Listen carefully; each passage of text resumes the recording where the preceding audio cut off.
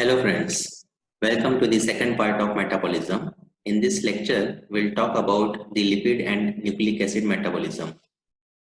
Here is a question which was asked in June 2016. It is on the cholesterol metabolism and it is asked which one of the following is not true for cholesterol metabolism, and the four statements are given. The another question was asked on the nucleotide metabolism. In the biosynthesis of purine, the carbon and nitrogen which are used for the synthesis of purine, they are obtained from which amino acids? So these four statements are given, and from these four statements we have to select an appropriate or the most correct option. So let us first discuss some of the basic aspects of the lipid metabolism and nucleotide metabolism. In lipid metabolism, we'll talk about the beta oxidation pathway. So the lipids which are present in the diet, they are acted upon by the lipases, which results in the release of fatty acids and glycerol.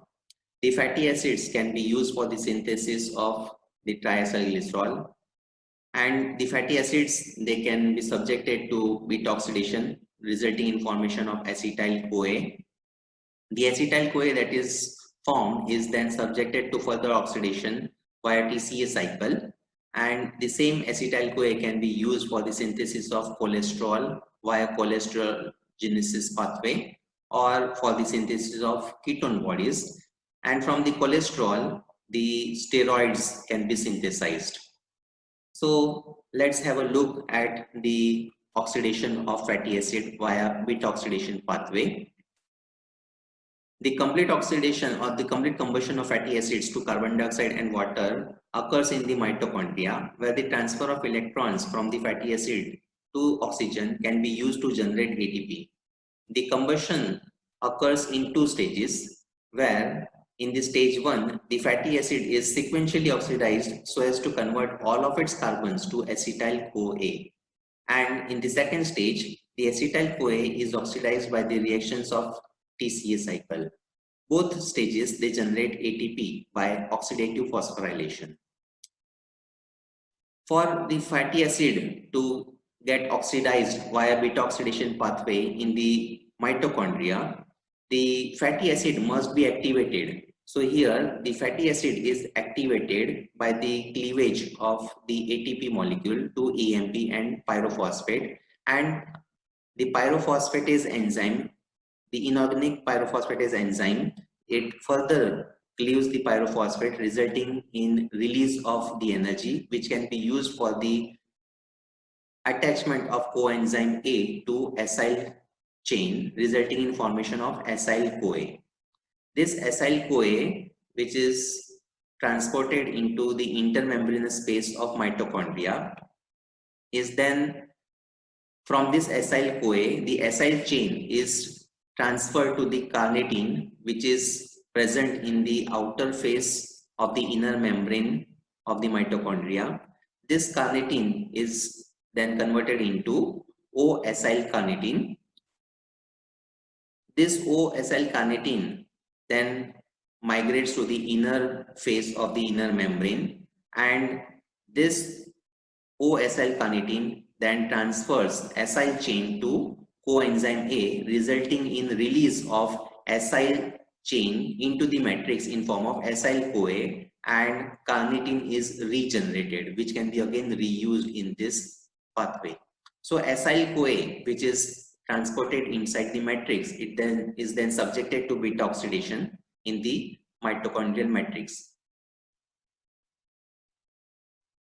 The fatty acid in the matrix is mitochondrial matrix is subjected to beta oxidation through two stages, and so in the first stage the sequential release of the acetyl-CoA occurs, and the fatty acid gets shortened at each cycle by 2 carbons, and further oxidation cycle is repeated, resulting in liberation of acetyl-CoA. So let's have a look at the oxidation of palmitic acid. Palmitic acid, which is a 16 carbon long fatty acid, when it is subjected to beta oxidation pathway, it can result in liberation of 8 acetyl-CoA molecules, which upon oxidation via TCA cycle will release 16 carbon dioxide molecules, and 64 electrons are removed during the oxidation of 8 acetyl-CoA molecules.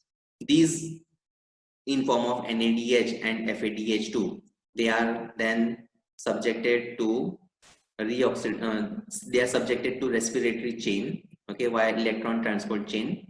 So this can be used for the synthesis of ATP, and a huge amount of energy is liberated during the oxidation of palmitic acid, which is conserved in form of ATP. So lot of ATP molecules can be synthesized by the oxidation of the palmitic acid. So here the detailed reaction is shown. The palmitic acid is activated to palmityl-CoA when it is transported into the mitochondrial matrix. It will be present in form of palmityl-CoA. This is the alpha carbon and this is the beta carbon of the palmitic acid or palmityl-CoA. And the first step of this beta oxidation pathway involves the alpha and beta dehydrogenation of acyl-CoA by dehydrogenase enzyme, which results in synthesis of one FADH2 molecule. So dehydrogenation reaction results in formation of trans delta 2 enoyl CoA molecule, which is then subjected to hydration reaction by enoyl CoA hydratase enzyme, resulting in formation of L-beta hydroxy acyl CoA. This is the beta carbon and hydroxyl molecule is present. So L-beta hydroxy acyl CoA is formed, which is then subjected to oxidation reaction by beta hydroxy acyl CoA dehydrogenase enzyme, where one NADH is generated. This results in formation of beta keto acyl CoA, which is subjected to cleavage reaction by thiolase enzyme, or also called as acyl CoA acetyl transferase enzyme.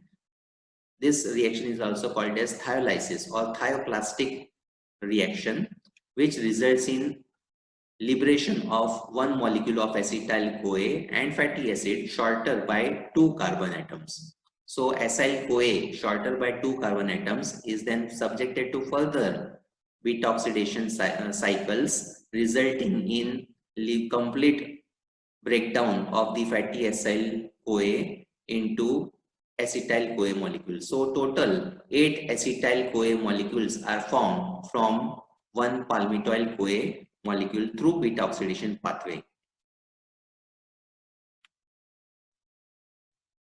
So this is how the cycle gets repeated. The acyl CoA is converted into beta enoyl CoA. Beta enoyl CoA is converted into beta hydroxy acyl CoA, which is then converted into beta keto acyl CoA, and beta keto acyl CoA is then cleaved to one acetyl CoA and the fatty acyl CoA shorter by 2 carbon atoms, and the cycle gets repeated till the whole fatty acid chain is broken down into all the acetyl CoA molecules. So in case of palmitic acid, 8 acetyl CoA molecules are liberated, which are then subjected to oxidation via TCA cycle. So this is the overall reaction of the oxidation of palmitic acid in the mitochondrial matrix. Palmityl CoA, one molecule of palmityl CoA requires 7 molecules of FAD and 7 molecules of NAD+, resulting in synthesis of the 8 acetyl CoA molecules and 7 FADH2 and 7 NADH molecules. This oxidation of the palmityl CoA liberates huge amount of energy. Free energy change for the oxidation of palmitic acid via beta oxidation pathway is minus 2340 kilocalories per mole. If we look at the energetics of the beta oxidation of palmitic acid, then for oxidation from oxidation of NADH via electron transport chain, 3 ATPs can be synthesized, and from oxidation of FADH2 via electron transport chain, 2 ATP molecules can be synthesized. Per molecule of acetyl-CoA oxidized via TCA cycle, 12 ATPs can be synthesized. And so, from the oxidation of palmitoyl-CoA, 131 ATPs are generated. Now, in case of palmitoyl-CoA activation, 2 high-energy phosphate bonds were consumed. So, these need to be subtracted. So, the net gain of ATPs is 131 minus 2, that is 129 ATPs from the oxidation of one molecule of palmitoic acid via beta oxidation pathway and TCA cycle to carbon dioxide. Let us have a look at the cholesterol biosynthesis. Cholesterol biosynthesis occurs in the cytoplasm and some of the reactions are completed in the endoplasmic reticulum. The first step of the reaction involves, or the cholesterol biosynthesis involves, the formation of the mevalonate from acetate, where the molecules of acetyl-CoA, they condense to form acetoacetyl-CoA, which condenses with the third molecule of acetyl-CoA to yield the 6-carbon compound beta-hydroxymethyl glutaryl-CoA, that is called as HMG-CoA. So this HMG-CoA that is formed is then, this third reaction is the committed and the rate limiting step, reduction of HMG-CoA to mevalonate. This step is catalyzed by an integral membrane protein of the smooth endoplasmic reticulum called HMG-CoA reductase, which is a key enzyme of the cholesterol biosynthesis pathway. Then once the mevalonate is formed, it is then converted into isopentenyl pyrophosphate. The isopentenyl pyrophosphate is then subjected to synthesis of a linear structure called squalene. The squalene that is formed is then subjected to cyclization, which consumes oxygen molecule. Molecular oxygen is consumed in the cyclization of squalene to form lanosterol, which is a 30-carbon sterol compound. From this, 3 methyl groups are cleaved and the subsequent reactions lead to the formation of the end product cholesterol. So this is the pathway that is used for the synthesis of cholesterol. So from 2 molecules of acetyl-CoA, acetoacetyl-CoA is formed, which is then converted into HMG-CoA by the enzyme HMG-CoA synthase. HMG-CoA, which is formed, is then subjected to conversion to mevalonate by smooth endoplasmic reticulum bound enzyme HMG-CoA reductase, which consumes NADPH. It doesn't consumes NADH. And mevalonate is then used for the subjected to further reactions resulting in formation of the cholesterol. And this cholesterol then can be used for the synthesis of steroids.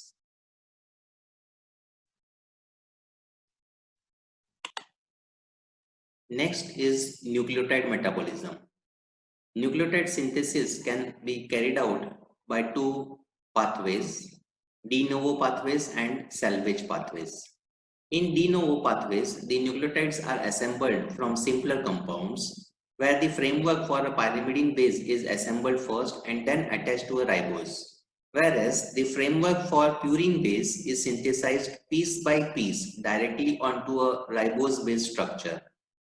In salvage pathways, preformed bases are recovered and then reconnected to a ribose unit. Both de novo and salvage pathways, they lead to the synthesis of ribonucleotides. All deoxyribonucleotides are synthesized from the corresponding ribonucleotides. The deoxyribose sugar is generated by the reduction of ribose within a fully formed nucleotide. Furthermore, the methyl group that distinguishes the thymine of DNA from the uracil of RNA is added at the last step in the pathway. So this is the salvage pathway in which the activated ribose sugar, phosphoribosyl pyrophosphate and base are attached, resulting in the synthesis of nucleotide. Whereas in de novo pathway, the precursors, the small simpler compounds, they are used, they are assembled and they are used for the synthesis of nucleotide. So these are the two major pathways that are used for the synthesis of nucleotides, salvage pathway and de novo pathway. So let's have a look at the purine and pyrimidine biosynthesis. Purine biosynthesis. In purine ring formation, the N1 nitrogen is obtained from the aspartic acid. The C2 and C8, these are obtained from formate in form of N10 formyl tetrahydrofolate. N3 and N9, they are obtained from glutamine amide, and C4, C5 and N7, these are derived from glycine. C6, it comes from the bicarbonate. So let's have a look at the purine biosynthesis. Facts regarding purines. These are formed as ribonucleotides. These are built upon an existing ribose 5-phosphate. Liver is the major site for purine synthesis, and erythrocytes, polymorphonuclear leukocytes and brain, they cannot produce purines. Synthesis of IMP. In synthesis of inosine monophosphate, first the activation of ribose 5-phosphate occurs. This requires the activation by ribose phosphate pyrophosphokinase enzyme, and one molecule of ATP is consumed, resulting in formation of the ribose 5-phosphate to 5-phosphoribosyl pyrophosphate (PRPP). This activated ribose 5-phosphate in form of 5-phosphoribosyl pyrophosphate is then acted upon by amidophosphorybosyl transferase, where from glutamine the N9 nitrogen is acquired for the purine synthesis. So amino group is transferred from glutamine to phosphoribosyl pyrophosphate, resulting in formation of phosphoribosyl amine. This is acted upon by the GR synthetase, that is glycinamide ribotide synthetase enzyme, wherein from glycine the 2 carbons and 1 amino nitrogen are transferred. So here in this reaction, C4, C5 and N7, these are obtained from glycine. The GAR that is formed is then acted upon by transformylase enzyme, wherein the formyl group from N10 formyl tetrahydrofolate is transferred onto GAR, resulting in formation of formyl glycinamide ribotide called as FGAR. So here the C8 carbon is acquired. FGAR is then acted upon by FGAM synthetase enzyme, wherein from glutamine the amino nitrogen is transferred and N3 is acquired. This is catalyzed by FGAM synthetase, that is formyl glycinamide ribotide synthetase enzyme, results in formation of formyl glycinamide ribotide.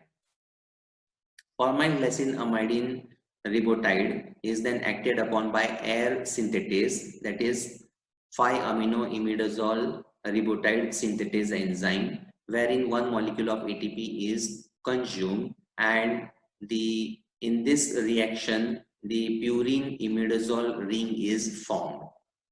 This is then acted upon by air carboxylase enzyme, wherein from bicarbonate ions the carboxyl group is added, that is C6 is acquired in this step, resulting in formation of carboxy amino imidazole ribotide. Carboxyaminoimidazole ribotide is then acted upon by CSIR synthetase, wherein the one molecule of aspartic acid is used, from which the amino nitrogen is transferred, which becomes part of the first nitrogen. So N1 nitrogen is acquired in this reaction, and this results in formation of 5-aminoimidazole 4 and succinyl-carboxamide ribotide. This is then acted upon by adenyl succinate lyase, where one molecule of fumarate is liberated, resulting in formation of 5-aminoimidazole 4 carboxamide ribotide. This is then acted upon by ICAR transformylase, wherein the C2 carbon is acquired from N10 formyl tetrahydrofolate. So this results in formation of N5-formaminoimidazole 4 carboxamide ribotide, which is then acted upon by IMP cyclohydrolase enzyme, resulting in cyclization of inosine monophosphate. So inosine monophosphate is formed, and from this the other purines can be synthesized. So from inosine monophosphate, with the help of aspartic acid, the adenylosuccinate is formed, and from adenylosuccinate, the liberation of fumarate or elimination of fumarate is carried out by adenylosuccinate lyase enzyme, resulting in formation of AMP. Whereas for the synthesis of guanine monophosphate, the IMP is acted upon by dehydrogenase enzyme, wherein one molecule of NADH is formed, resulting in formation of xanthosine monophosphate.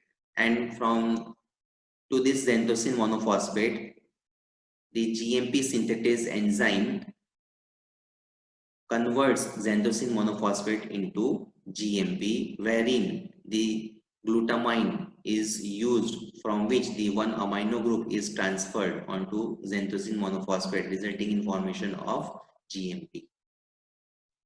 Inhibitors of purine synthesis. Sulfonamides, they inhibit the synthesis of folic acid. Methotrexate, it is the structural analog of folic acid. Azathioprine, it is the antagonist of glutamine. 6-mercaptopurine, it is the inhibitor of synthesis of AMP and GMP.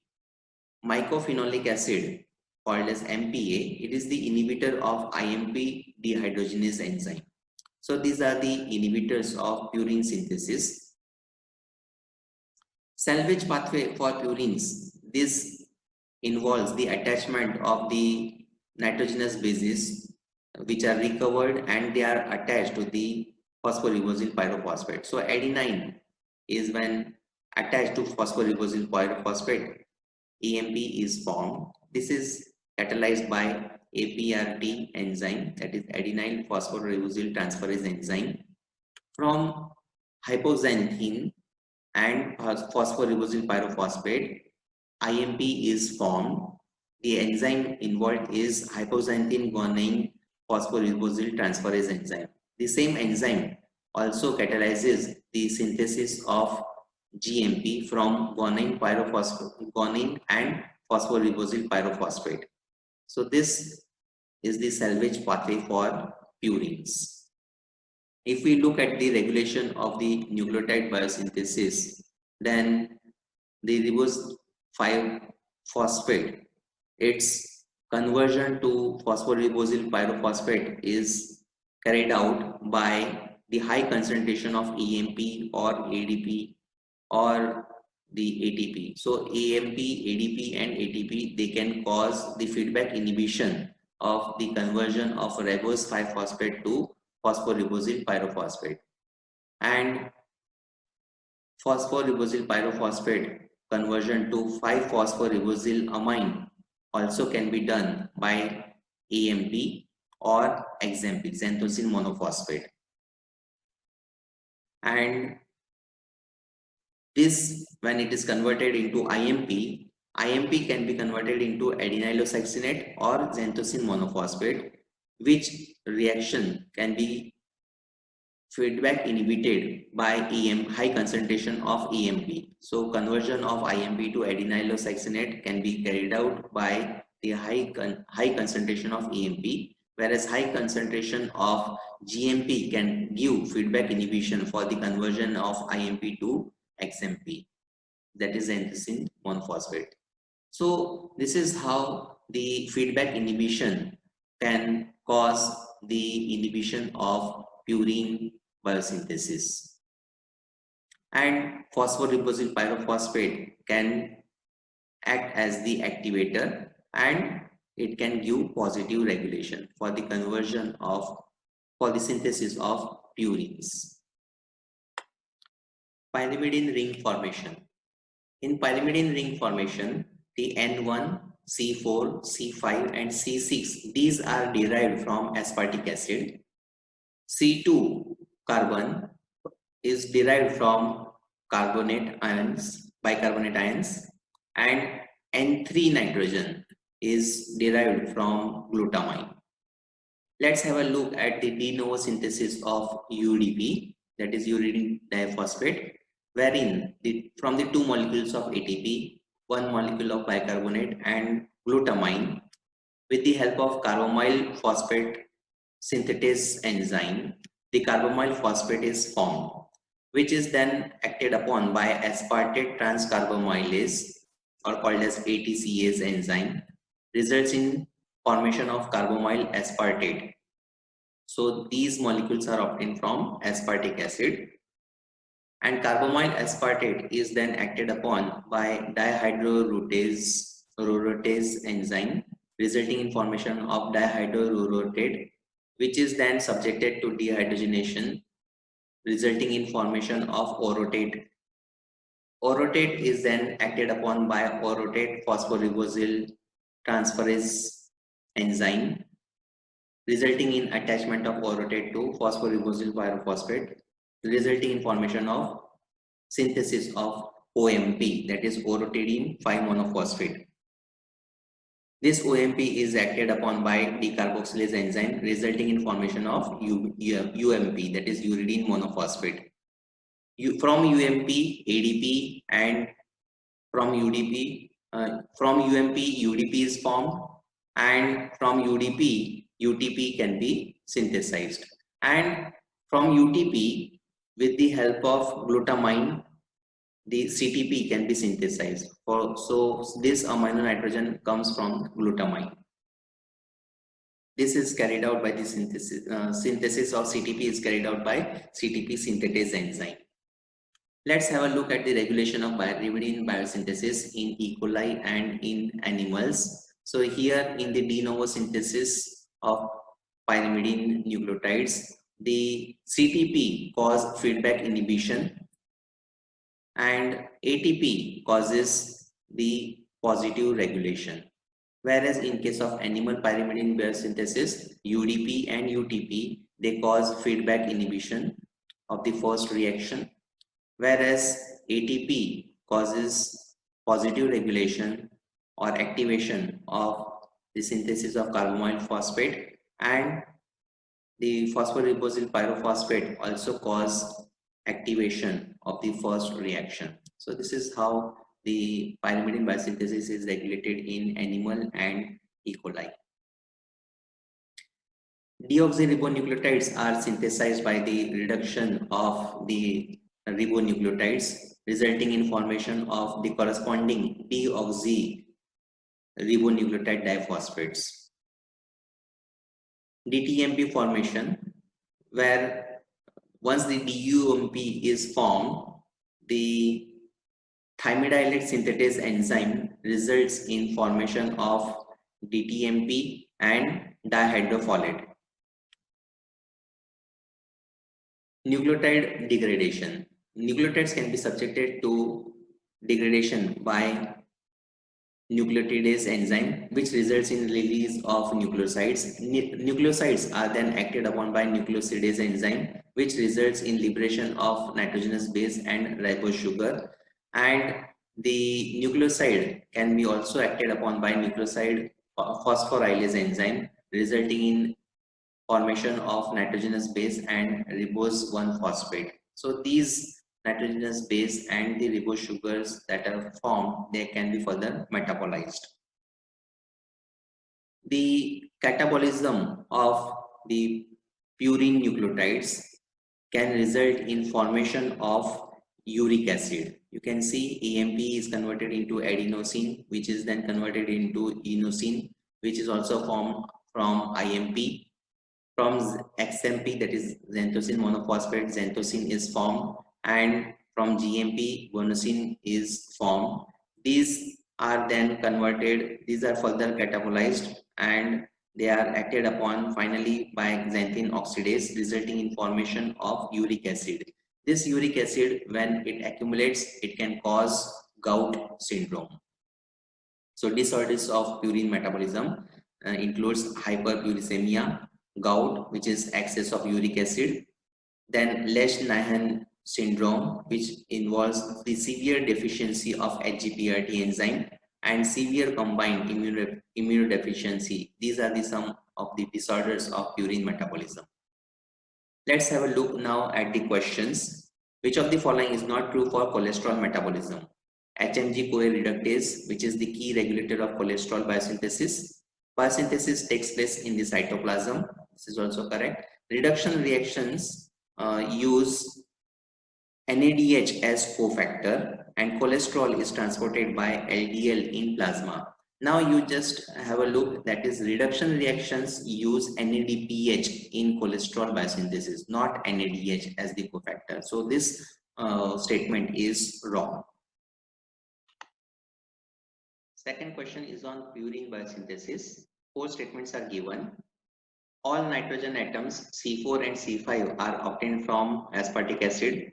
N1 is from aspartic acid, N3 and N9 are from glutamine side chain, N7, C4 and C5 are from glycine. Third statement, N1 is from aspartic acid, N3 from glutamine side chain, N9 from N attached to C alpha of glutamine, N7, C4 and C5 are from glycine. And the fourth statement, N1 is from glutamine, N3 from glutamine side chain, N9 from N attached to C alpha of glutamine, and 7 C4 and C5 are from glycine. Now you just remember that N attached to C alpha of glutamine is not obtained. So these 2 statements become wrong. And all nitrogen atoms are obtained from aspartic acid. This is also a wrong statement. So the correct statement is the number 2, that is N1 is from aspartic acid, N3 and N9 from glutamine side chain, N7, C4 and C5 are from glycine. So this was about the lipid and nucleotide metabolism. Thank you and happy learning.